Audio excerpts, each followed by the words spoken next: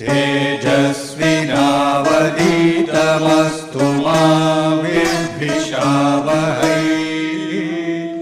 ॐ शान्ति शान्ति शान्तिः।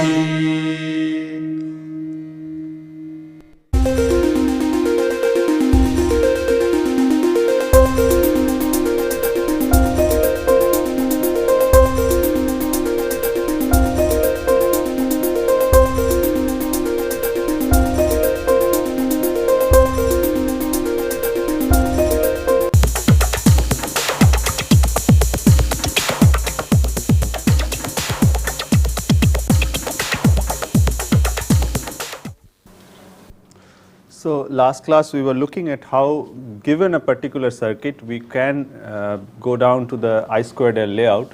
We shall continue with that. So, last class we had taken up the circuit based on NOR gates, and it was the well known half adder circuit, where I will just draw the circuit again, and shall just go ahead. So, this was the circuit.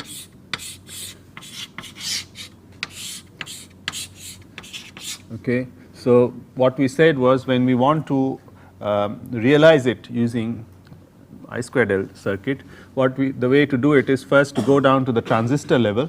That is, first to do that we have to number these gates. Okay.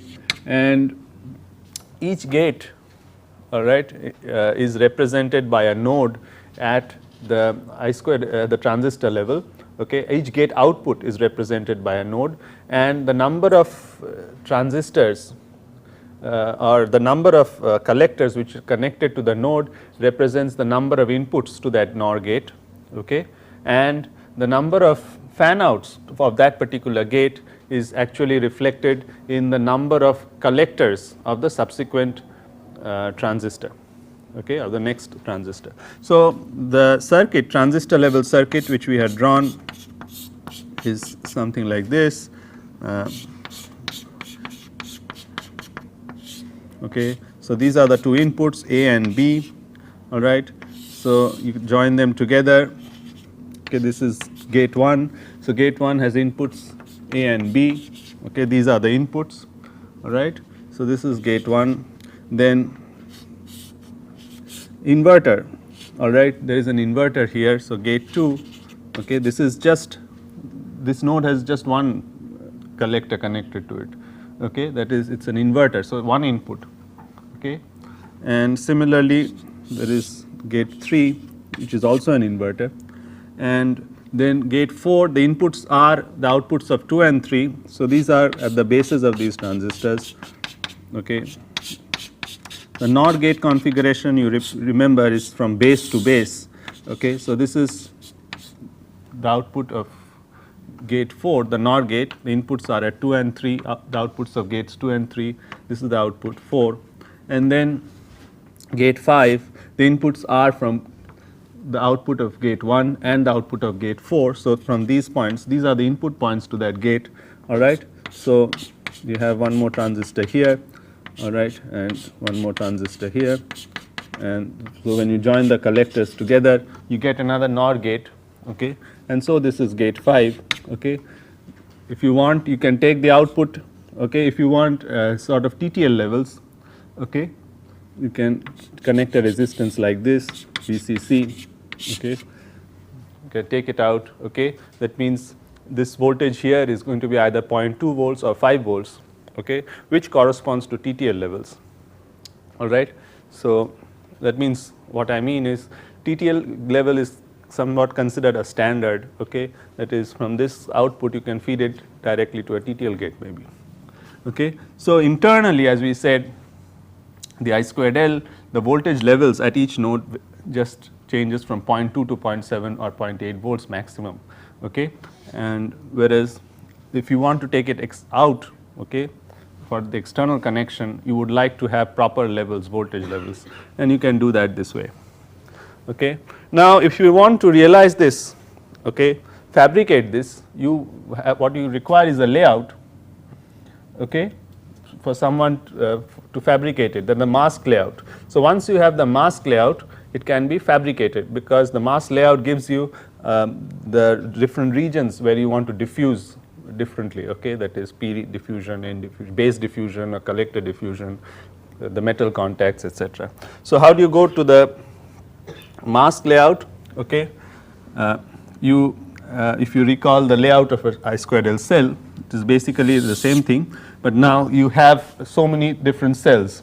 Okay, so you have 6 transistors, so you will have 6 cells.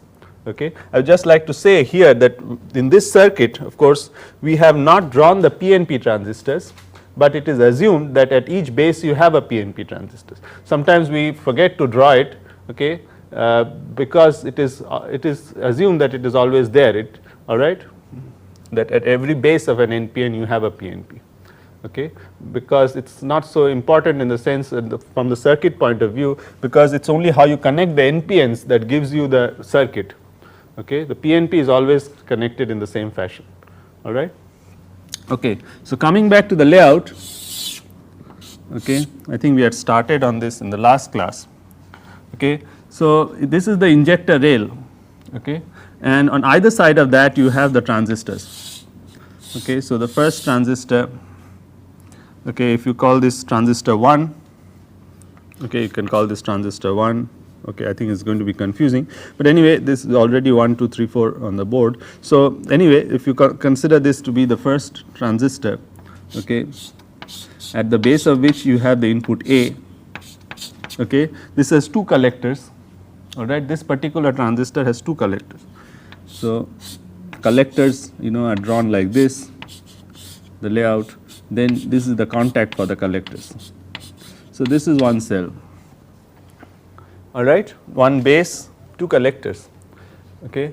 Then similarly you have another transistor whose base is, at the base you have input B, okay, and you again have 2 collectors. Okay. So I can draw it like this.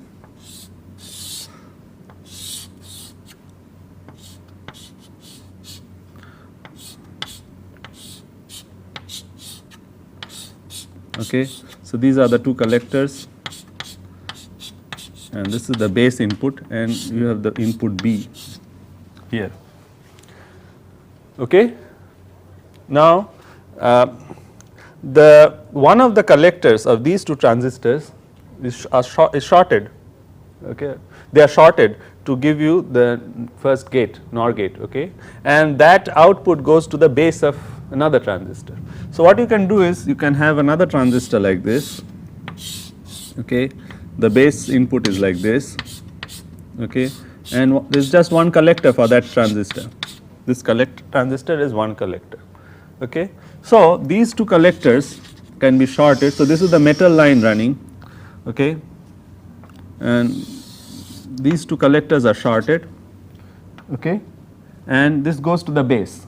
So this is the base of one transistor here, okay, all right. Now again we come to these transistors now. So the other collector of these transistors, okay, goes to the base of 2 other transistors, okay. So I can draw them like this, okay, and these transistors have just one collector, okay. So one base and one collector, okay, and there is one more with one base and one collector. So the other collector of this transistor goes to the base here, the other collector goes to the base here, okay. And then so for these transistors again the collectors are shorted, okay, and it goes to the base of another transistor. So there is, and this transistor also has just one collector.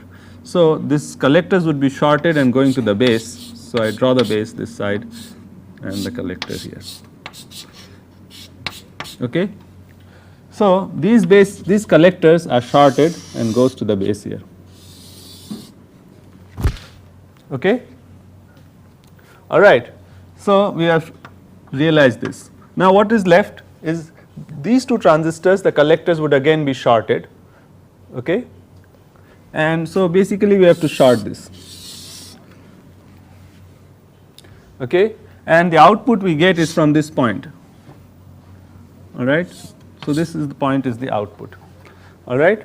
Now all these transistors, for all these transistors this is the common injector, okay. So this requires an injector contact here where we feed the common injector, okay, all right. See all these transistors, the injector point is common, all right. You have a PNP transistor at each of these bases, okay. In fact you can consider them to be a common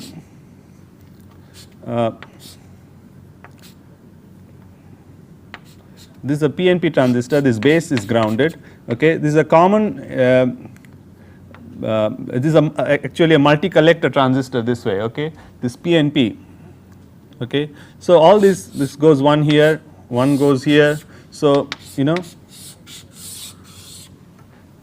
all right. So if you have 6, you know, this, so this is a common point actually where you are feeding the power supply, okay, all right. So this is a common PNP, one emitter. So basically you see you have a PNP, okay, PNP.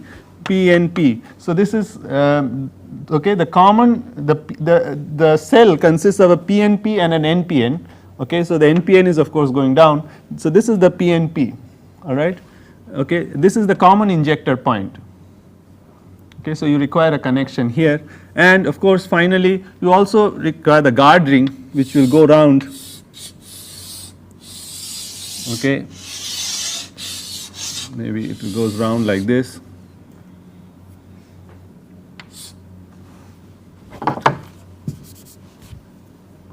so this is the N plus diffusion which acts as a guard ring, okay, and you can have a common guard ring for the entire structure, okay. So these are the two inputs, okay, these are the two inputs you have. This is the output, actually the sum output, okay, and this is the injector input which gives the input current to the system, all right. So and you have the different regions, okay. So this is the guard ring, I think, which goes round all over the place, all around the circuit. I can draw it like this, okay. This is the injector, common injector diffusion, okay, gives the PNP transistors. These are the individual base diffusions for the individual cells in which you have the collector diffusion. So these are all the collector diffusions which are done simultaneously, and then you have the contacts. So one contact you take from the base, the collector, and this is from the injector. So so these are the different mask levels, all right.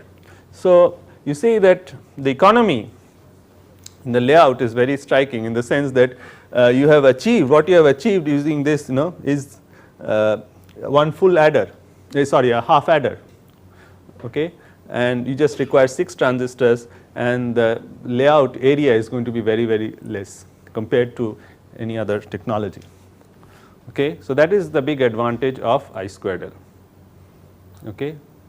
So it is very much suited for large scale integration, okay. Is this clear how we go from the circuit, from the gate level circuit, okay, to the transistor level, okay. It's very easy once you know the rules, and from here to the layout.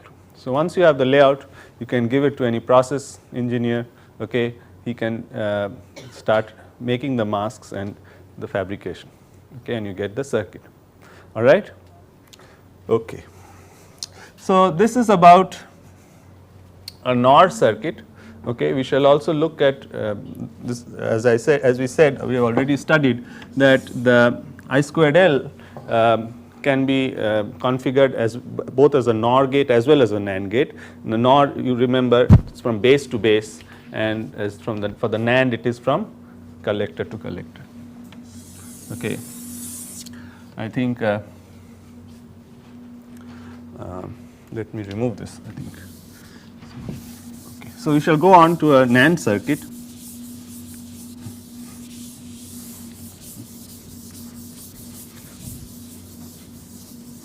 a slightly more complicated looking circuit, but well, it's not so complicated anyway.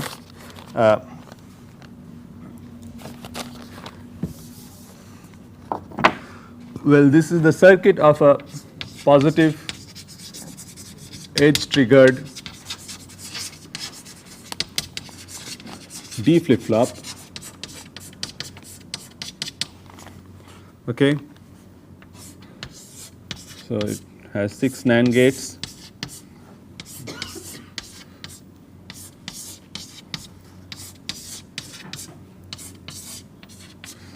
Okay. So this is the D input. Okay, and this goes here.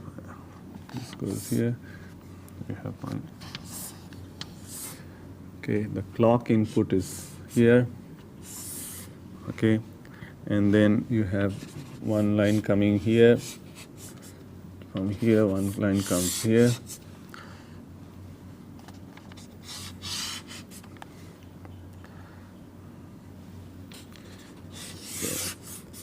Then you have the latch at the output. Okay, so this is D, this is actually Q bar, and this is key. Okay, so this is the positive edge trigger D flip flop. I need not go into how it works. You can do that yourself, I believe. Basically, what we are trying to do is see from this given circuit. This is a circuit. Okay, how we again can go back to or realize it using I squared L. Okay, so again we have to frame the rules for NAND circuit. Okay, how to do it? Okay, to draw the transistor level circuit. Okay, again we do it the same way. Start with the same way. Assign a number to each gate. This always helps. Okay. So 1, 2, say 3, 4, 5, 6. Okay. Now this is a NAND circuit. So you remember it's from collector to collector. So each gate output is represented by a collector of a transistor.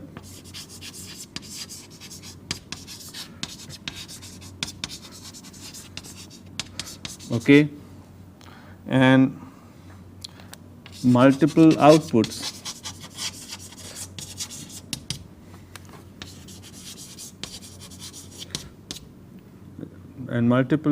is represented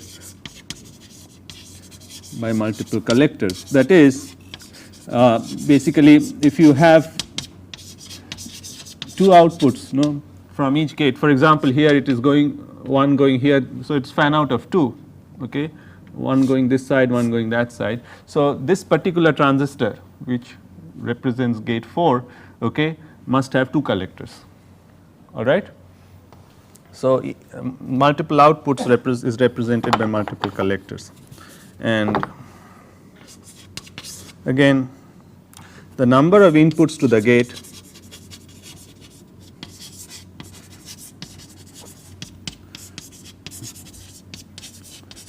is represented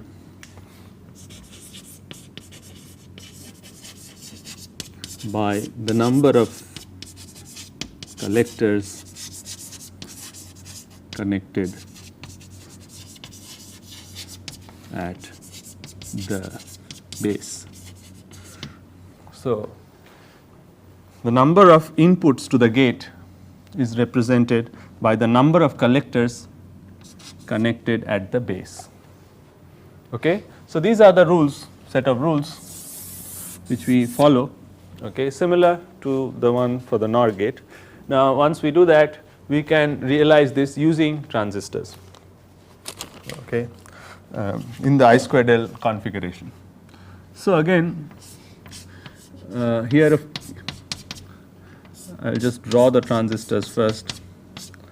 Okay.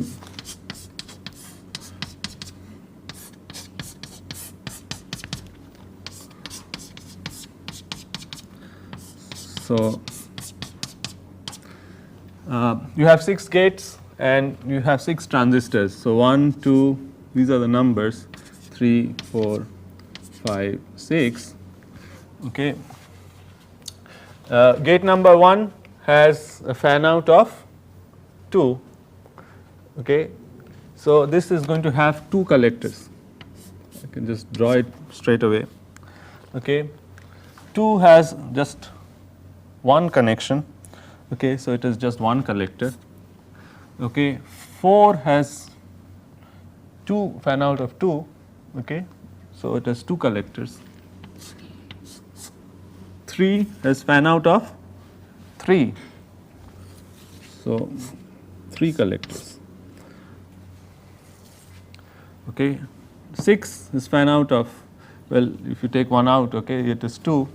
Okay. So, and 5 is fan out of 2 again. So, all right.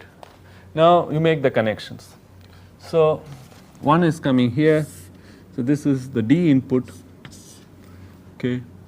From here you have one connection to this point, all right. Okay. From here, from the output of 1, okay, one input goes to the input of 2, okay, and the other output of 1 goes to the base of 4, okay, as input to gate 4. Okay. So, and then from okay, then 2 goes to the base of 3, okay, and from the output of 3 there are 3 outputs. One is going to the input of 6. Okay, I think just to help my drawing, I take it from this collector. Then one goes to the base of 2 here, okay, and another one goes to the base of 4 here, okay, all right, and from 4 one of them is gone there, one goes to 5, okay, from 5 one of the collector goes to the base of 6, from 6 one of the collectors goes to the base of 5, okay. So, these are the remaining collectors, and then you have the clock, sorry, the clock, okay. So, I have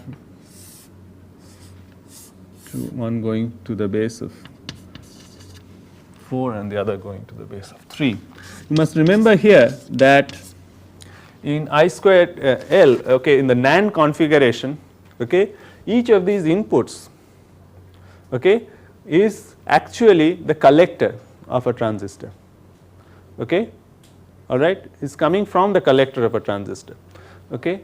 And so then it is very important to note that you cannot have, although in the circuit, if you look at the circuit here, you know, you have one clock in, we have drawn one clock input like this, and it goes to the one goes to 4 and one goes to 3, okay.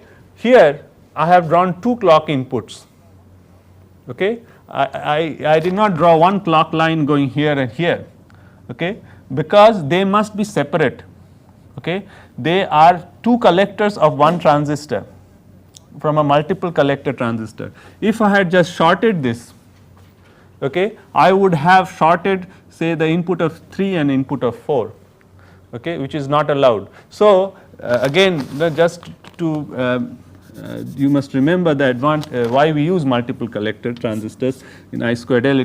So, these 2 collector input, this clock inputs, okay, they must be separate and they must come from the 2 collectors of some transistor, all right, okay, where you are generating the clock. So, you cannot have one clock point going to all of them, because you will be shorting all these lines in that case, okay. So, you must have in this case 2 clock inputs going to the 2 bases, okay. And now you can just check or verify with the rules, okay, going back to the circuit. So, if you take each gate, gate 1, it has 2 collectors, and at the base there are 2 points, 2 nodes, okay. At the nodes you have 2 inputs. So, if you look at gate 1, there are 2 fan out of 2 and it is a 2 input NAND gate, okay. Similarly, if you go to gate 4, it has 3 inputs and a fan out of 2.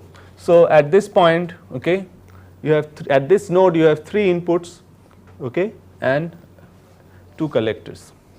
Okay. Similarly, for all of them, so gate 3 it has 3 collectors, okay, and there are just 2 inputs. Okay. So, it is a 2 input NAND gate with the fan out of 3. So, if you look here, okay, it is gate 3, it is a 2 input NAND gate with a fan out of 3. Okay. So, you can check, verify. It is very important to verify. So, it must satisfy the rules which we have laid down. Okay. Once you do that, the next step is of course layout. Okay. And I think I do not want to waste the time here doing the layout. I think you can try it out yourself. Okay. So, with an injector, okay, you can have again as we did for the NOR gate. Okay. Once you have the transistor level circuit, it is very similar. Okay. All right. You have to draw the individual transistors, okay, and make the connections. Okay. So, I leave it to you as an exercise. Okay. I think you should be able to do it. All right. Okay. So, we have seen how you do the layout, okay, for a NOR case as well as a NAND case. Okay. I will just give one more example of another circuit, an interesting circuit which is realized very easily using I squared L. Okay. So, I just remove this. Okay. I think you should be able to. Okay. So,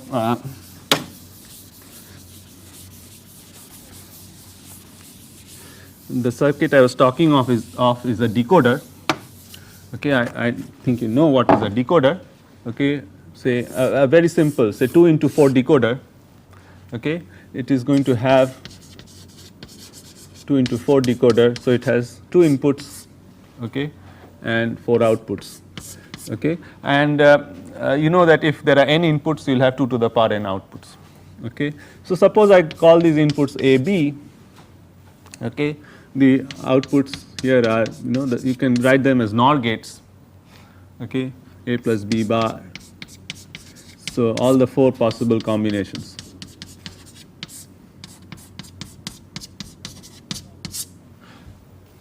Okay.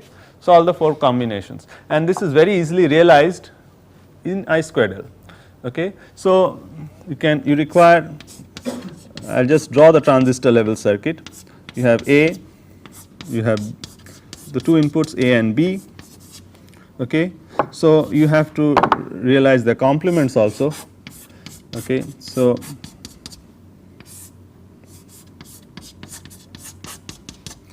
here you have A bar, here you have B bar. Okay. And now, so if you want to realize all those combinations, okay, if you take this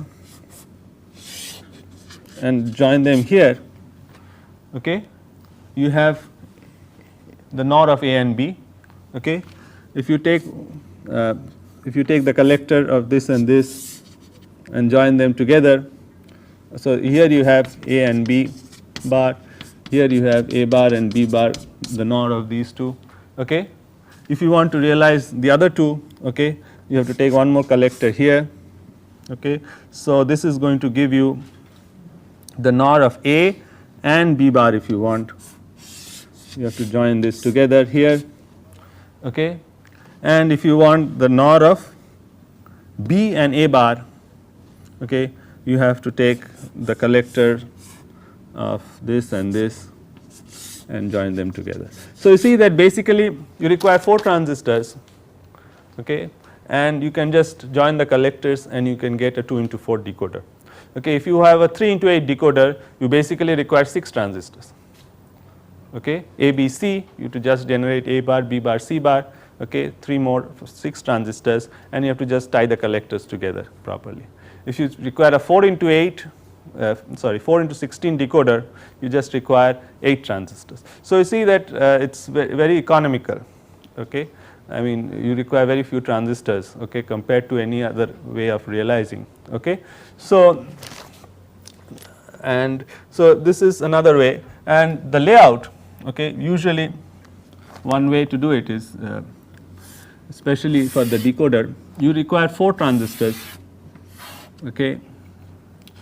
So, how you do it is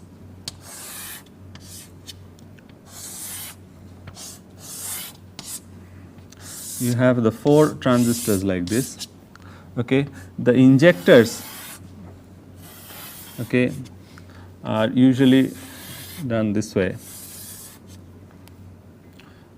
So these are the injectors in between. Okay. Now, in these transistors, suppose you have the A input here, okay, and the B input here. This is the base of this transistor, okay, and you have one of the collectors, okay. So this collector here of this. So if you have A, you have B, okay. This goes as base input here to this transistor, all right, and again one of the collectors here, okay, goes in as base input here, all right. So that is what we are doing. One of the collectors goes in as base input to the other transistor, all right, okay. So for this transistor, one of the collector goes as base input here. So this transistor has a input A, okay. So it goes here. This transistor has an input B, one of the collectors goes as base input there. So this transistor has a base input A, one of the collector goes as base input to this transistor, okay, this transistor, okay, B. Now what you do is, so one collector here A, this is one collector, okay. I hope I have space to draw, okay. So this transistor one collector, okay, and this transistor one collector, okay, you can just short them, okay, all right, you get the NOR of A and B, okay. Now this collector of this transistor, okay, and one collector of this transistor, if you short that, you get the NOR of A bar and B bar, okay. Now if you take one from here collector, okay, and this is A and say B bar, okay, okay, and this is a metal line running all over, shorting this and this, okay, you get A plus B bar, okay. The other one, okay, you take one from here, this one collector, okay, and from here, so you get the NOR of A bar and B.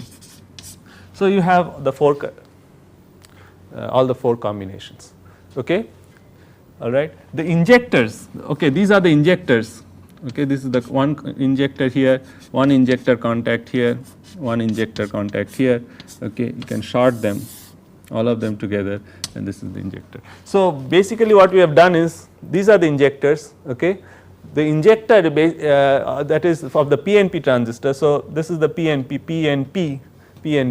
So the injectors are injecting holes into the base of the NPN transistors, okay. So they are positioned in between the 2 transistors, okay. This is done in case the number of collectors, you know, of the NPN becomes quite large, okay, then it is necessary to have this type of structure, because if you have the other type of structure, okay, this type of structure, you know, this is the injector and you have this type of structure, and if the number of this, suppose this is the base contact and you have number of collectors, okay, all right. So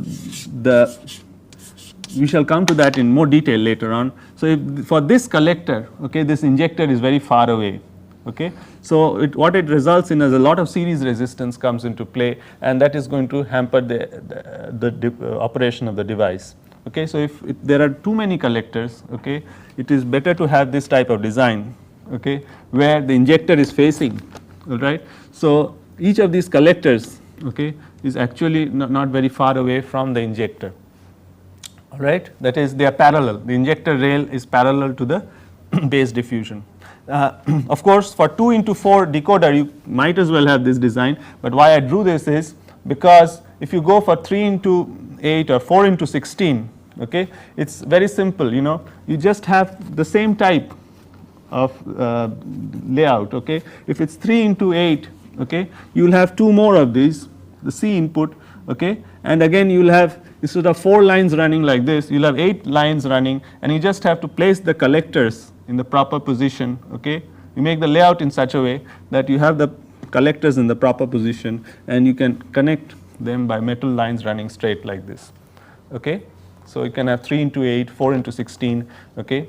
So, 4 into 16 means you will have just 8 transistors like this, okay, and in between you have 7 injector rails, okay, and you short them, the injector rails, with a common contact, okay, and you have the outputs running like this, straight lines, where you short the corresponding collectors.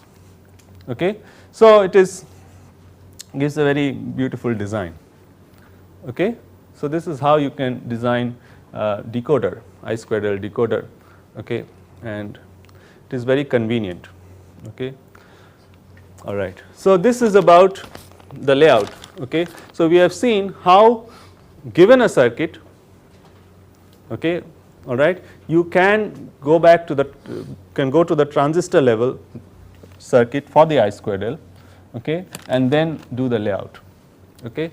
The layout is basically the for a designer, okay, the layout is the final output, okay, which can be passed on to the process engineer to actually fabricate.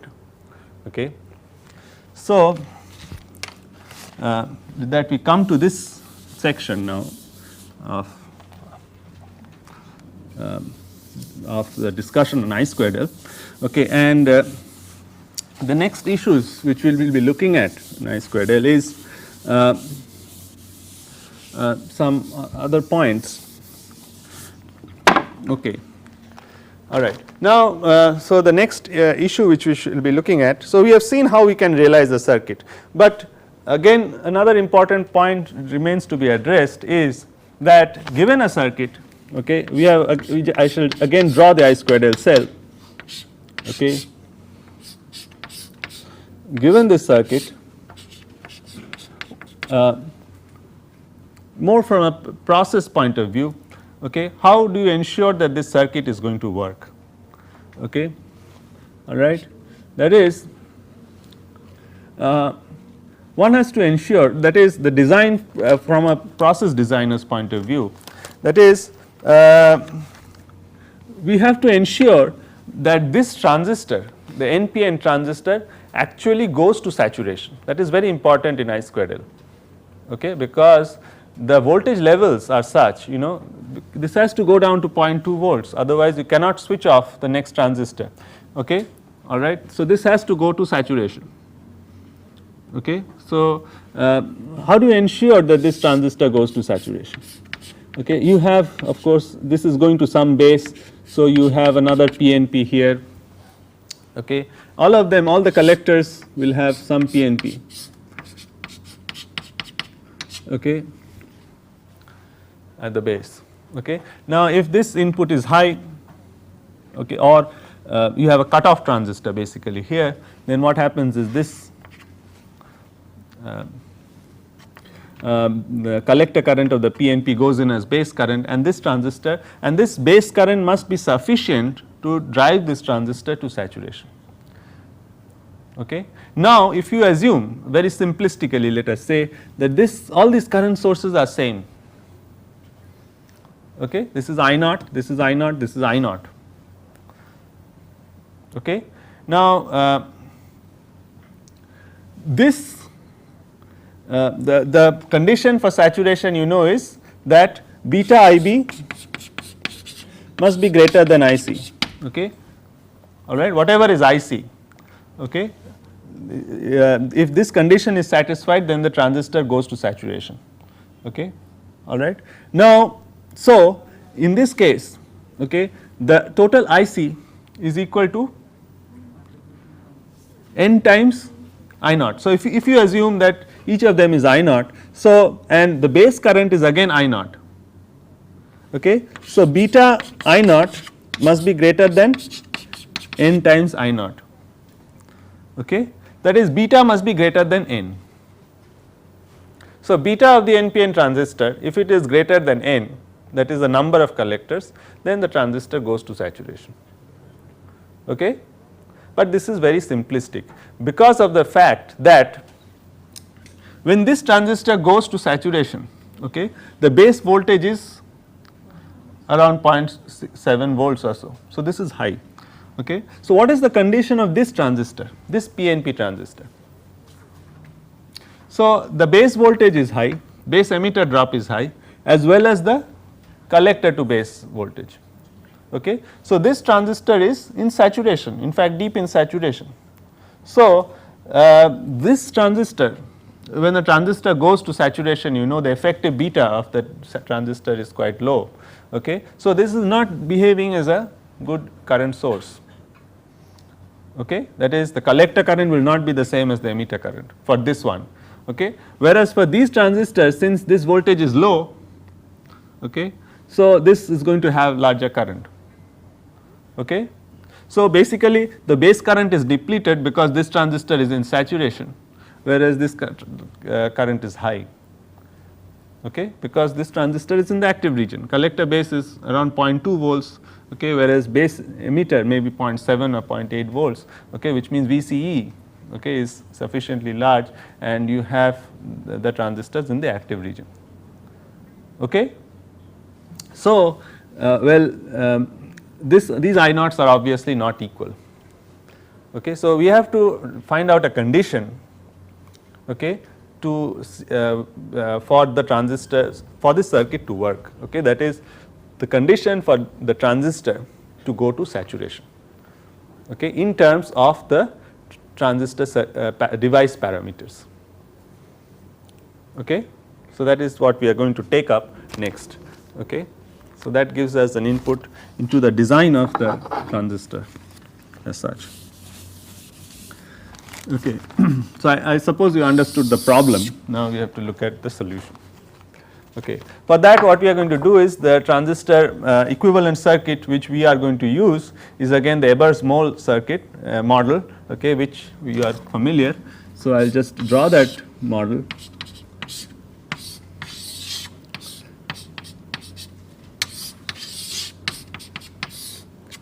Okay. So, you have three current sources. So, this is the base point, this is the collector point, this is the emitter point. Okay. So, what is this current source equal to? Is exponential Vb by Vt minus exponential Vbc by Vt. Okay. This one is Is by beta f exponential Vb by Vt minus 1. Okay. And this one is Is by beta r exponential Vbc by Vt minus 1. Okay. So, this is the Ebers-Moll model which we have already derived, okay, in the first few classes. Okay. So, we are familiar with, so we can take it up straight away. Okay. Now, for the again going back to the condition for saturation of the I squared L cell of the NPN transistor in the I squared L cell in terms of these parameters. Okay. Now, all right. So, again the condition for saturation is condition for saturation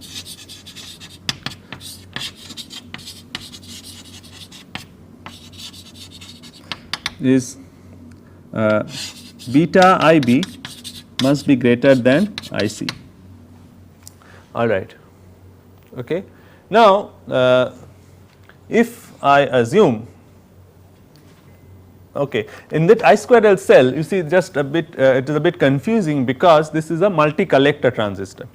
okay, then what is the value of Is or whatever we are going to take for this. What we will assume is that a multi collector transistor is basically of say consisting of n collectors is usually is consists of n transistors in parallel, that is the base emitters are parallel, okay. There are n transistors, okay, the base emitters are in parallel and you have separate collectors, okay. So, there are n individual transistors say, okay, and each transistors we shall you have an Is, that is saturation current at beta, etc., alright, okay.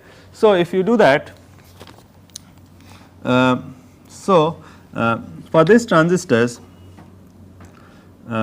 what you have is beta f. So, you have IB, what is IB equal to? There are n transistors, okay, n times this IB is given by Is by beta f exponential Vb by Vt minus 1, okay. And so, for that transistor, okay, VBE, and of course, you have another term VBC by Vt, okay. Now, we shall assume that VBC, because these exponential terms, you know, if this is even when VC is 0.2, suppose this is 0.7, VB is 0.7 and VBC is 0.5, okay, because they are exponential terms, exponential 0.7 by Vt is going to be much greater than exponential 0.5 by Vt, okay, alright. So, we shall assume that this is mostly given by this VBE term, okay. So, we can write n times Is by beta f, okay, exponential Vb by Vt, again we neglect minus 1 which is much smaller than that, is greater than Ic, which is again n times, we can I will write I naught, let us assume that this current is I naught, we shall see what is I naught, okay. So, this becomes equal to, okay, Is exponential Vb by Vt is greater than I naught. So, this is the condition of saturation for the NPN transistor.